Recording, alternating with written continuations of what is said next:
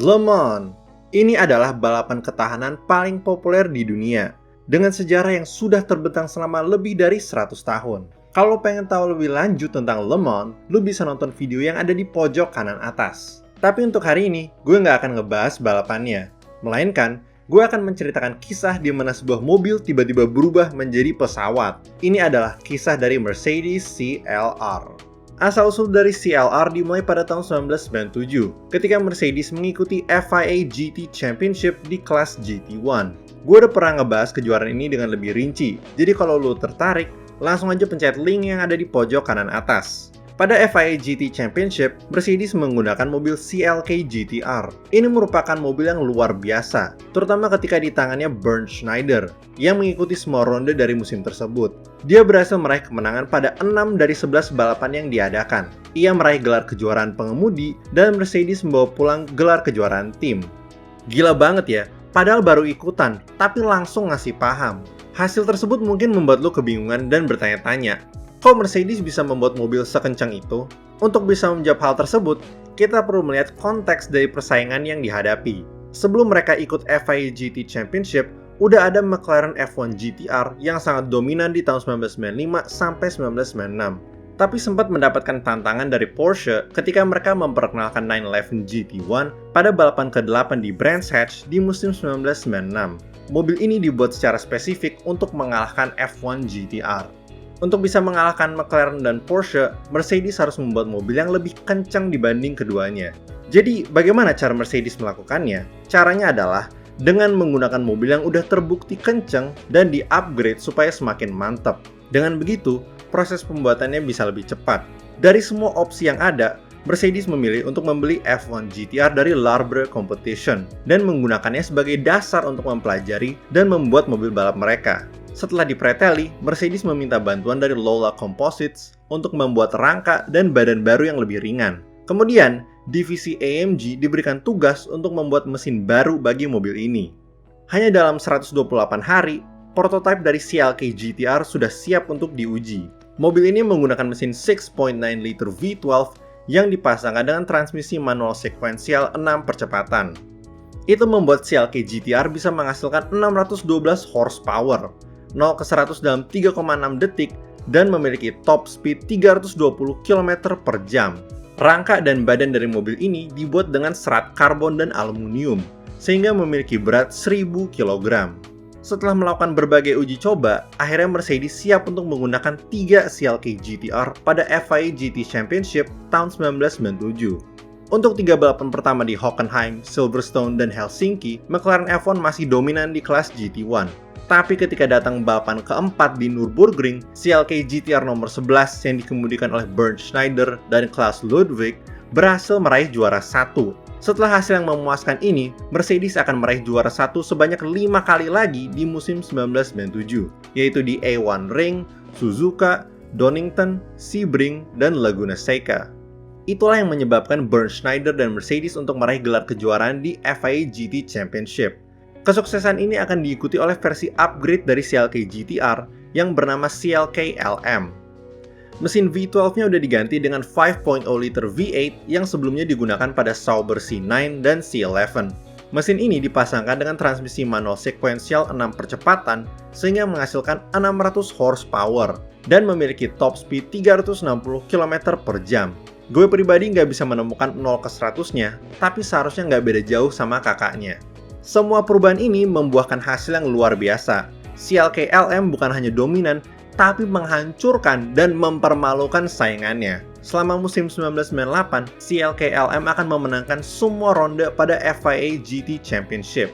Nah mungkin lu bertanya, kenapa gue menceritakan asal-usul dari CLR supaya lu bisa memahami terlebih dahulu tentang latar belakangnya. Inilah yang membuat Mercedes memilih untuk menggunakan CLK LM sebagai dasar dari CLR. Jadi apa aja yang diubah sehingga bisa menjadi CLR? Secara umum, bentuk rangkanya masih dipertahankan, tapi kokpitnya dibuat lebih kecil. Kemudian, badannya dibuat lebih rendah, jarak antar sumbu rodanya dibuat lebih pendek, dan overhangnya, yaitu badan mobil yang berada di depan dan belakang sumbu roda, dibuat lebih panjang. Hal ini bertujuan untuk mengoptimalkan aliran udara dan mengurangi drag.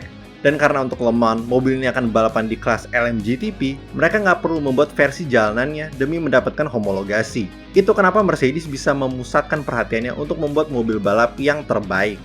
Kemudian untuk mesinnya, CLR masih menggunakan V8, tapi ukurannya diperbesar menjadi 5.7 liters dan dipasang dengan transmisi yang sama dengan CLK LM sehingga menghasilkan 600 horsepower. Setelah pembuatannya selesai, Mercedes membawa CLR ke Amerika Serikat pada bulan Februari 1999 untuk melaksanakan berbagai uji coba di California Speedway. Setelah itu, mereka membawanya ke Magny-Cours di Prancis, lalu kembali ke Hockenheimring di Jerman untuk melakukan uji coba terakhir sebelum ke Le Mans.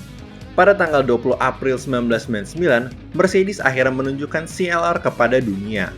Mobil ini telah menempuh 34.979 km selama masa uji cobanya tanpa mengalami masalah besar.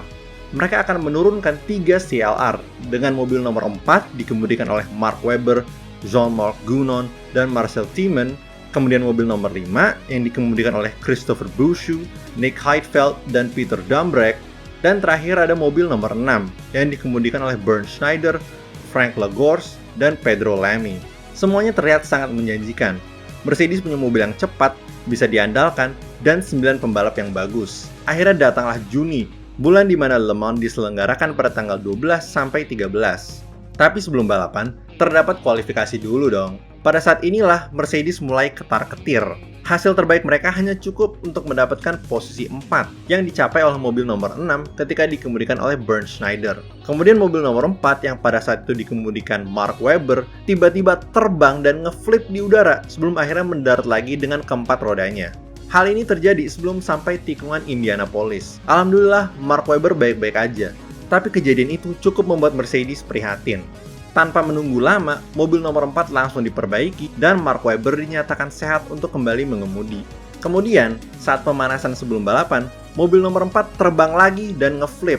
Tapi sekarang terjadi sebelum Mulsanne Corner dan mendarat dengan atapnya. Alhamdulillah untuk kedua kalinya, Webber baik-baik aja. Tapi mobilnya mengalami kerusakan yang terlalu parah sehingga nggak bisa diperbaiki.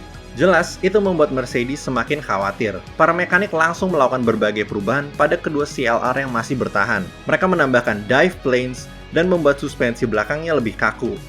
Setelah berkonsultasi dengan para pembalapnya, mereka memutuskan untuk tetap balapan. Selama 5 jam pertama, semua berjalan dengan lancar. Nggak ada tanda-tanda bahwa akan terjadi tragedi yang sama. CLR nomor 5 berada di posisi 3 dan CLR nomor 6 tepat di belakangnya. Mereka bisa mengimbangi kemampuan dari Toyota GT1 nomor 2 di posisi 2 dan BMW V12 LMR nomor 17 yang sedang memimpin balapan.